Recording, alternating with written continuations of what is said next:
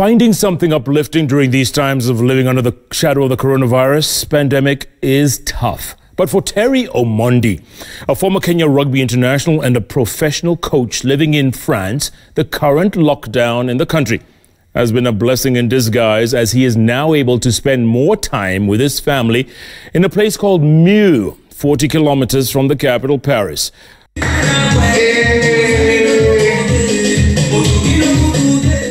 Teddy Omondi shares a light moment with his two sons, Keegan and Keegan. This is how they spend most of their days now after a countrywide lockdown was put in place by the French president on the 17th of March. Teddy used to have a hectic schedule before the shutdown that will begin very early in the morning and will only see his family late in the evening.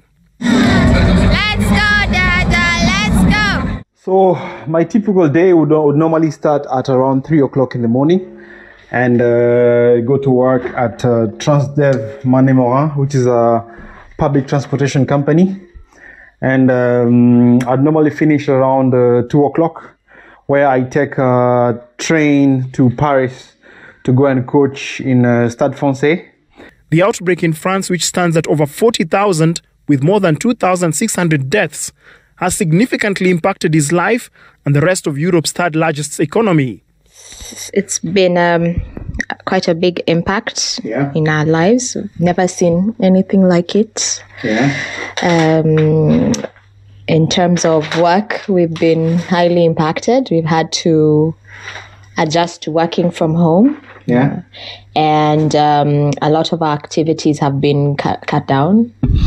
For you to leave your house, you need an authorization paper that lets you go out for not more than 1 hour and not more than 1 kilometer from your house. So you can imagine how tough that can be. I can go to football and play football.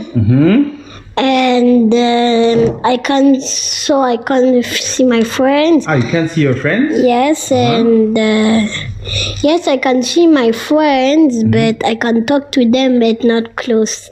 Paris, which usually has thousands of visitors thronging its bustling sites, such as the Eiffel Tower and the Arc de Triomphe, are empty as the country grapples with the outbreak. It has prompted residents to adapt their lives significantly. Most of the work we're doing right now is just from online or calling people from Skype, trying out what they're doing. And this doctor who works in Paris has closed her doors to patients, but she has opted for video conference for consultations, with patients communicating with them online and providing a diagnosis without any physical contact. I have changed all my consultation to only video consultations, and very surprisingly, the patients very quickly adapted to that. It takes sometimes quite a bit of organization and explaining to people how to do it, but so far, the consultations are full almost every day. Staying indoors can also take a toll on the body. Physical exercise is encouraged, but the rules prohibiting social interaction still apply. For Teddy and his family, the 1 hour they are allowed to go outdoors is spent efficiently. In other areas such as Nantes in western France, residents of this apartment block have a communal workout every evening outside their individual balconies. The COVID-19 outbreak has put a significant strain on hospitals in eastern France, the country's epicenter, with the government setting up special trains to ferry sick patients to less impacted areas from overwhelmed facilities, and also providing financial support to companies. France is expected to introduce stricter rules as Europe continues to be ravaged by the virus. Ndong for Citizen TV.